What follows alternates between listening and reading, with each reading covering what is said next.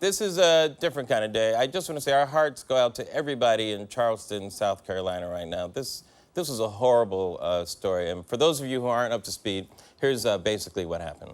9 people killed in an unthinkable crime in Charleston, South Carolina. Before Roof opened fire, he told his intended victims, "I want to shoot black people." He said, you rape our women and you taking over our country and you have to go.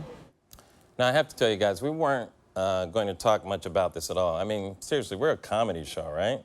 I mean, what we built here isn't really designed to handle this kind of tragedy. And let me just say, I know we talk about race a lot on the show, but I think we can all agree this time that this is a racially motivated attack. You know, I think it's, but also, it couldn't be clearer when it comes out of the killer's mouth, right? But even with all of that evidence, and on a day like today, Fox News just makes my head explode. Well, last night's deadly attack taking place at a historic church in South Carolina. The gunman's horrifying attack on faith. The question is, was it a crime out of race or religion? They could be calling it a hate crime because it happened in a religious institution. So if we're not safe in our own churches, then where are we safe? And although it's being investigated as a hate crime, there's still some pieces we have to put together. Some look at it as, well, it's because it was a white guy, apparently, in a black church. But you made a great point just a moment ago about the hostility toward Christians. And it was a church. Okay. All right. I know you guys don't want to admit that racial stuff isn't going on. But how can there be any doubt when it came out of the gunman's mouth? Let me remind you what he said. "I want to shoot black people."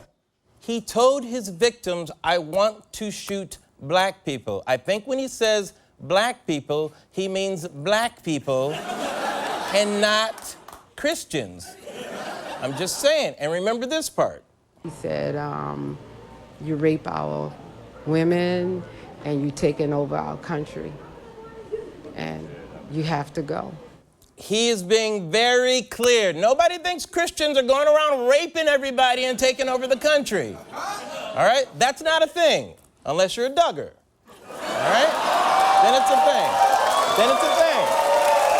Then it's a thing. Okay, and then Fox News sends out a black preacher like his black is going to confuse me. Right?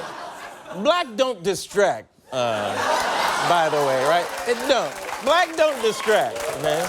But nice try anyway, Fox. Yeah, I'm deeply concerned that this gunman chose to go into a church because there does seem to be a rising hostility against Christians across this country because of our biblical views. No. It is not rising hostility against Christians. It's rising forceful and pervasive hostility against black people who were meeting in a church, all right? But let's hear more from the Fox brother. Most people jump to conclusions about race. I long for the day when we stop doing that in our country. But we don't know why he went into a church, but he didn't choose a bar. He didn't choose a basketball court. Didn't choose a basketball court?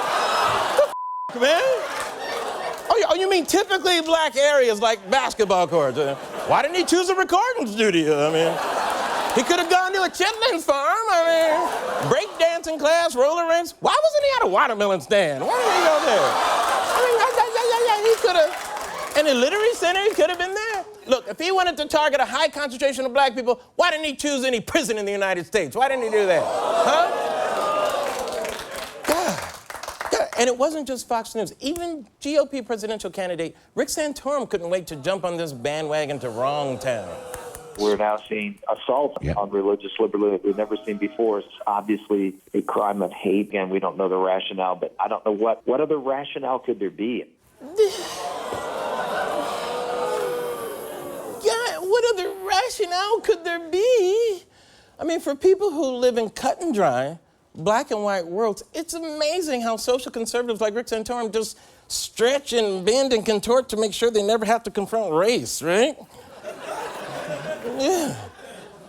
I know because this was in a church that it's hard to understand this was about race. But let me give you an example. 4 black girls were murdered in a church bombing in Birmingham, Alabama in 1963, all right? Back then, no one pretended to wonder what the motivation was. If you tried to say it was about religion, even the perpetrators back then would have corrected you. All right?